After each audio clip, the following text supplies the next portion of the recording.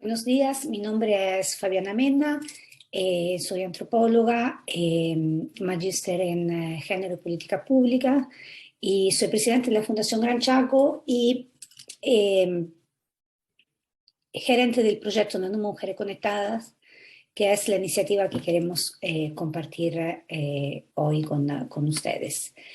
Bueno, brevemente contarle que Nanú Mujer Conectada, en primer lugar, es una plataforma integrada por una red de más de 30 organizaciones, se siguen sumando más actores, porque justamente apuntamos a sumar diferentes expertise, perfiles institucionales, conocimiento. Tenemos desde ONG, por supuesto, la red de organizaciones del territorio, gobiernos locales, nacionales eh, y también empresas, así como agencias internacionales como la Unión Europea, bueno, el BID, el Laboratorio de Innovación del BID, que en particular apoya y promueve la iniciativa.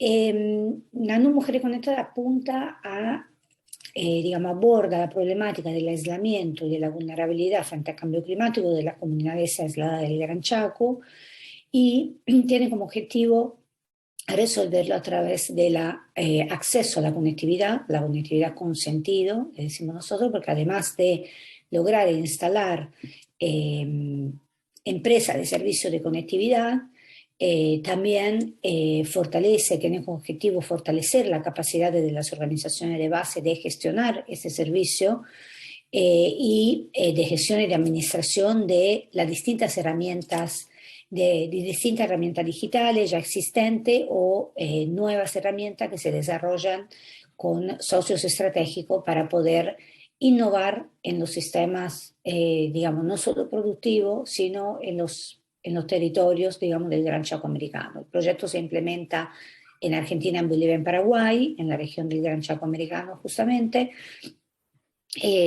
apunta a alcanzar 5.000 familias, 5.000 mujeres en particular, conectándolas a través de Internet y desarrollando todo un plan de formación para el fortalecimiento de las organizaciones y el acceso a herramientas digitales para poder, entre otras cosas, ser menos vulnerables frente al cambio climático, acelerar los procesos de innovación, incorporar tecnología para el desarrollo de sus actividades económicas y el acceso a derechos en general, a educación, salud, a servicios previsionales, etcétera. Bueno, la convocatoria, digamos, la invitación a participar del Congreso, la propuesta, digamos, se estructuraba en 3 preguntas clave, así que más allá de darle, digamos, una introducción general sobre lo que es NANUM, en particular nos preguntábamos, bueno, ¿cómo se piensa una tecnología con perspectiva de género, ¿no? Es importante entender que NANUM, más allá de la iniciativa, digamos, actual, en la etapa actual en la que estamos, NANUM es una iniciativa que surge ya desde el 2013 en el marco de lo que es Rede Chaco y la Alianza El Futuro Está en el Monte, y apunta desde el comienzo, digamos, sí a superar el aislamiento, pero a fortalecer las organizaciones de productores y productoras que ya se venían, digamos, desarrollando y fortaleciendo. Es decir, que desde el comienzo, nosotros desde Fundación Gran Chaco venimos trabajando en la región chaqueña desde el año 2000, eh, pero también con otras organizaciones como ACDI, como, bueno, Fundación Avina, etcétera, Potenciar Comunidades y otras organizaciones que ya veníamos trabajando en el desarrollo productivo y económico de las comunidades del territorio. Entonces, cuando surge NANUM, NANUM surge en primer lugar de el proceso de desarrollo y fortalecimiento de esos actores locales, que son principalmente las organizaciones de mujeres y organizaciones de base mixtas, en el caso, por ejemplo, de la comunidad de criolla, pero donde ya hay un fortalecimiento. Nosotros ya veníamos de 10 años de lo que yo defino la construcción del sujeto, porque muchas veces en los territorios rurales y en particular en la región chaqueña hay una gran dispersión territorial, baja densidad poblacional, por lo cual hay una fragmentariedad del tejido social y para poder, digamos, implementar o desarrollar cualquier tipo de, digamos, de políticas públicas, a veces hay como una debilidad del sujeto local en cuanto a esta, digamos, debido a esta dispersión y a características propias de las culturas chaqueñas, tanto la indígena que se basa en familias, en la banda, digamos, que son pequeñas unidades dispersas, y a los criollos que se basan también en la, digamos, en la unidad productiva más monofamiliar, también aislada, ¿no? Entonces, este aislamiento dificulta la construcción de un interlocutor, de un actor social local fuerte para poder construir política pública. Nosotros ya veníamos construyendo y fortaleciendo esta red de organizaciones de base suficientemente fortalecida para poder, bueno, participar también del análisis, ¿no?, de la realidad. Entonces, en ese marco surge la falta, digamos, el aislamiento, la falta de conectividad y de acceso a la comunicación como uno de los pilares, de las principales barreras para poder, por un lado, desarrollar las actividades económicas, pero también acceder, como decía antes, a los servicios, ¿sí?, a distintos tipos de servicios y derechos. Entonces, surge la tecnología, se piensa con perspectiva de género cuando surge del territorio, cuando existe una condición para que pueda ser pensada desde el género y que haya un actor local fuerte, organizaciones de mujeres, organizaciones mixtas, pero donde la voz y el liderazgo de la mujer es reconocido, es legitimado y aceptado. Se pueden hacer las dos cosas al mismo tiempo, pero es necesario tener claro que la construcción y el fortalecimiento del sujeto local, de las mujeres locales, es un elemento clave, indispensable para que se pueda pensar cualquier desarrollo y más aún el desarrollo tecnológico. Entonces, también para eso, digamos, al estar el actor local fortalecido, ya implica un proceso de comprender las relaciones de género. No podemos pensar ningún tipo de acción con perspectiva de género si no hay un análisis de género previo de las características locales, entender cuáles son las relaciones de poder. Y siempre cuando hablamos de género, no hablamos solamente de la, en primer lugar, no hablamos solamente de las mujeres, sino de la relación entre varones y mujeres, pero además hablamos en una visión interseccional, superadora de la visión binaria de género. Entonces, en ese análisis de género también incluimos obviamente la perspectiva étnica, porque no son iguales las relaciones de género en el marco en el ámbito de las comunidades indígenas, de las comunidades campesinas, pero también de otros sectores que viven en la comunidad, como, digamos, lo que definimos, digamos, por ejemplo, los maestros, ¿no?, los profesionales, etc. Entonces, hay que entenderlo desde el punto de vista de la diversidad étnica o cultural, pero también la cuestión etaria, la localización geográfica, porque también adentro del territorio chaqueño hay distintas realidades, hay distintos niveles de aislamiento, etc. Entonces, comprender, desarrollar un análisis de género, por un lado, pero ese análisis de género, con perspectiva interseccional e intercultural, también tiene que estar en paralelo acompañada de un fortalecimiento de ese actor para que sea parte integrante del proceso de análisis de diagnóstico con perspectiva de género. Y por último, la tecnología, y ahí sí específicamente, digamos, en particular pensando en la herramienta, digamos, la tecnología como herramienta específica, tiene que responder a una necesidad concreta. O sea, cuando la perspectiva de género implica esa visión, ¿no?, de la diversidad interseccional, ese análisis, esta mirada a 360 grados, muy desagregada de la realidad donde vamos a trabajar, y al mismo tiempo el fortalecimiento de este actor que nos acompaña, o sea, quiénes son los protagonistas, ¿no? Bueno, tienen que ser obviamente los especialistas, los equipos técnicos, pero junto con el actor local. Y en ese análisis siempre hay que pensarla, la tecnología, como una herramienta para resolver problemas concretos, inmediatos. Aunque los procesos de innovación sean largos, pero hay que, digamos, esos dos pilares de tener un sujeto fortalecido y de tener un análisis de género, digamos, bien desarrollada, lleva casi, no casi espontáneamente, porque igual tiene que haber una metodología, digamos, bien marcada y desarrollada, a una, digamos, incorporar esa herramienta para resolver los problemas locales, desde la visión y la necesidad del territorio, ¿no? Pero en ese diálogo permanente entre lo que llamamos, digamos, el saber científico y el saber local, entonces entre el actor externo y el actor local fortalecido, analizando en conjunto esta realidad, se identifica la tecnología como una herramienta para. Entonces es, digamos, ¿no? Desde ahí, desde el territorio, con esos elementos clave. La otra cuestión es, sí, bueno, en este proceso, como le decía, voy a poner esta imagen por ahí, el lindo de esta foto, justamente, justamente ver el NANUM, que la puse. Bueno, en este proceso que hicimos, partimos de esas organizaciones locales, más o menos fortalecidas, algunas ya formalizadas con personalidad jurídica, otras no todavía. O sea, la realidad es muy diferente, pensando además a escala trinacional.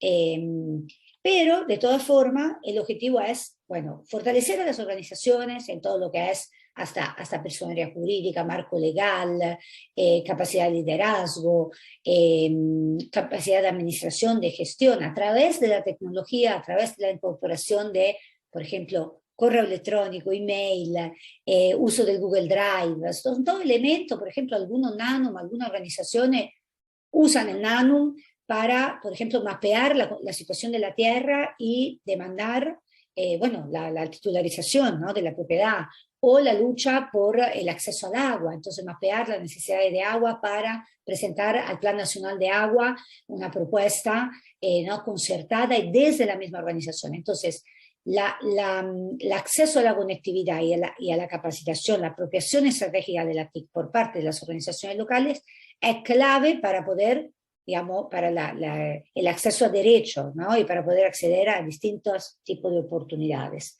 Entonces, en ese proceso, bueno, el proyecto, digamos, se propone principalmente llevar la conectividad, ¿no?, en los lugares donde no hay.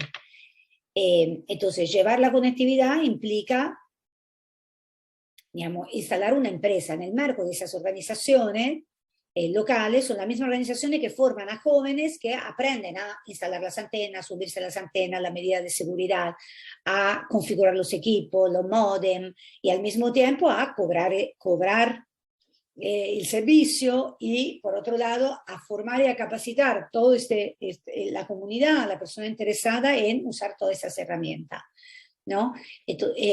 Y herramientas nuevas, y a entender de qué se habla cuando se habla de cambio climático, conformar sistemas de alerta, ¿no?, herramientas y acciones al mismo tiempo. Entonces, en ese proceso, bueno, ¿cuáles han sido los desafíos que hemos encontrado? Por un lado, tiene que haber un ecosistema de negocio. ¿Qué entendemos por ecosistema de negocio? Entendemos que tiene que haber una red. El ecosistema, digamos, es más que una red, ¿no? Desde la biología también aparece claro. Pero tiene que haber una diversidad de actores que interactúan y que desarrollan iniciativas que tienen distinto expertise.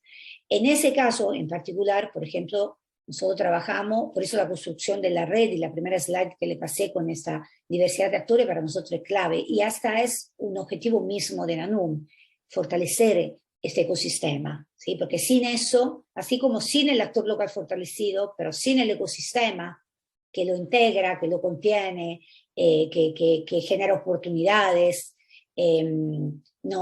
tampoco sería suficiente, ¿no?, el sujeto local fortalecido de manera individual.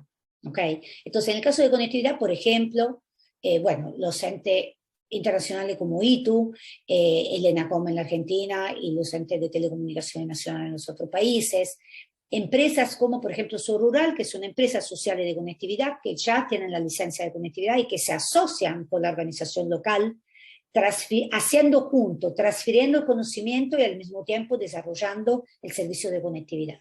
Sin empresas de este tipo no sería posible, ¿no?, desarrollar, porque hay un know-how, una expertise, competencia que, digamos, las mismas organizaciones no pueden desarrollar en el poco tiempo de un proyecto, ¿no? Entonces, el ecosistema genera oportunidades, acelera los procesos y permite que la innovación se genere, digamos, realmente, ¿no? Por otro lado, la parte de formación, porque todo, como bien ven, está atravesado por el eje de formación.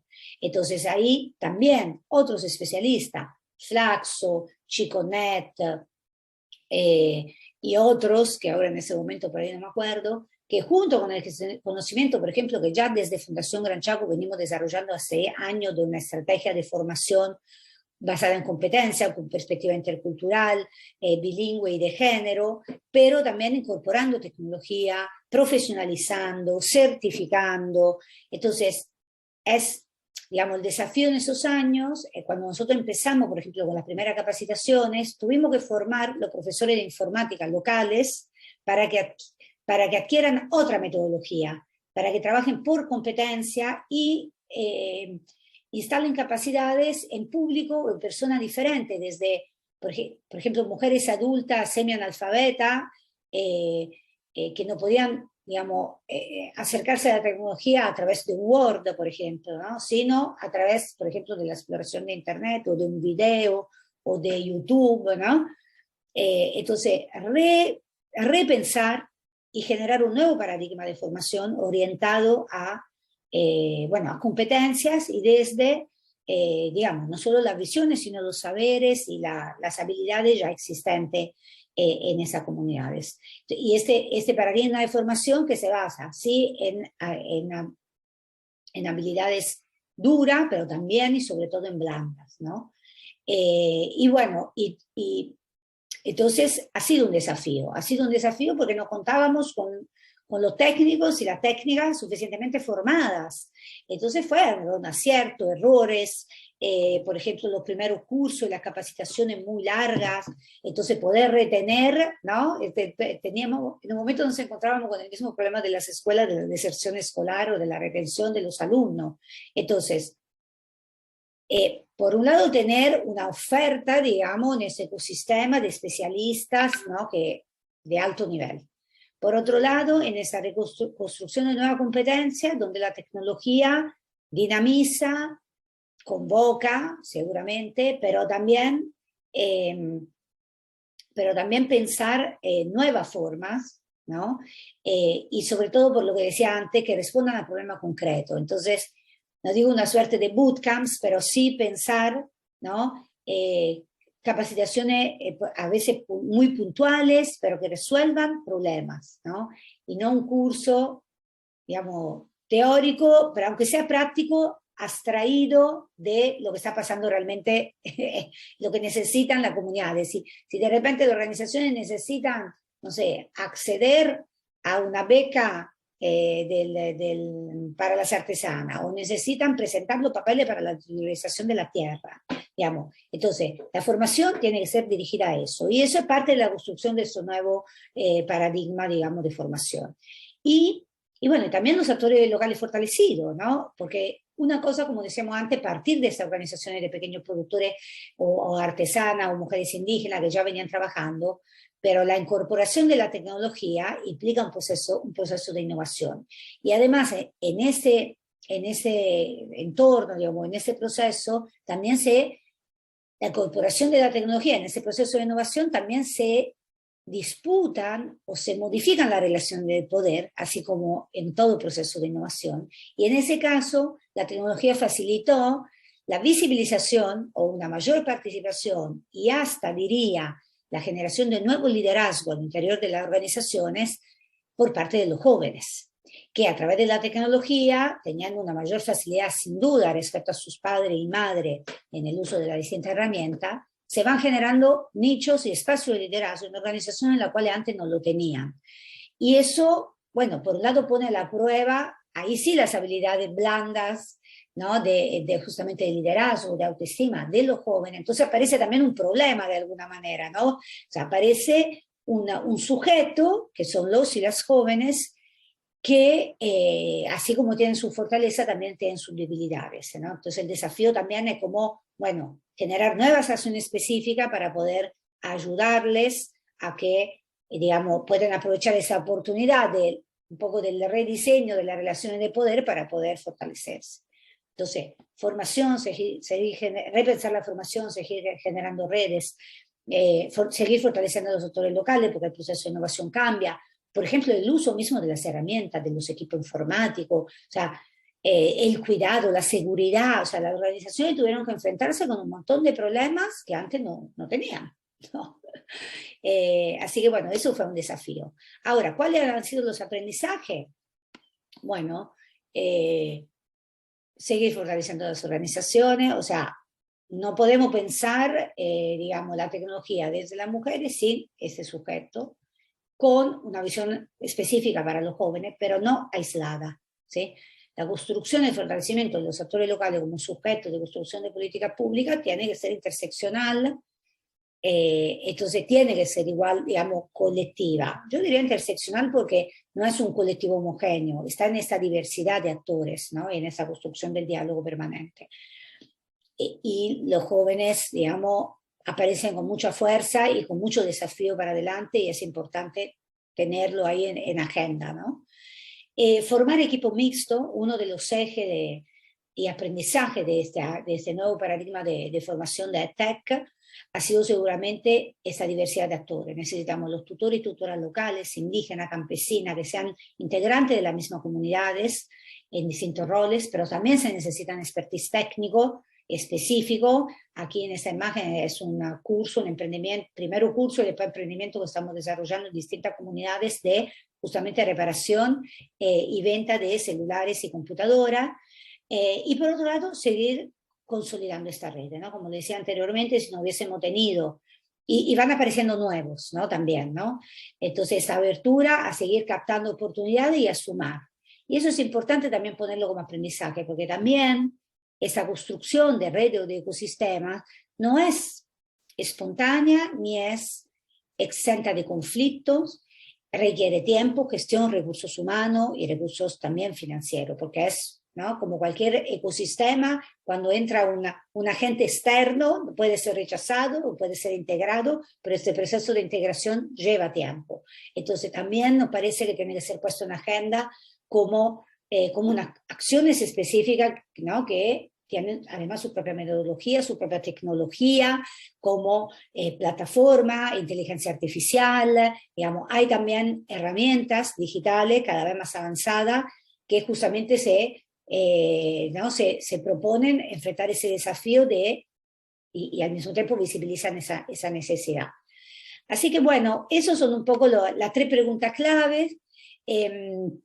Quiero cerrar, digamos, esta presentación también compartiendo e invitarlo a que puedan, digamos, explorar en las redes e informarse más respecto que, bueno, a todo eso, pensar la tecnología desde la perspectiva de género, aprender de los aciertos, de los errores, de los aprendizajes y generar condiciones o lecciones aprendidas para escalarlo, es clave para poder generar proceso de innovación desde el mismo territorio. Nosotros creemos fuertemente, desde una Mujeres Conectadas, que esos tipos de territorio como el Gran Chaco, pero seguramente muchos otros, son una fuente permanente de innovación, desde lo cultural, desde lo ambiental, desde la oportunidad de negocios. Entonces, nosotros en esa etapa del proyecto estamos desarrollando con estos socios, con Wingu, con Caminos, con Fundación Capital y con ACDI, 4 innovaciones, 4 nuevas herramientas digitales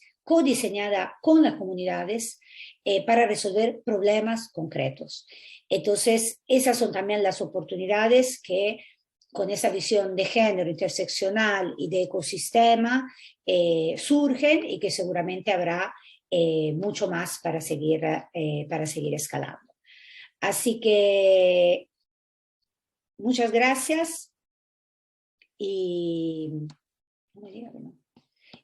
perdón, y gracias por la invitación y felicitaciones por la iniciativa.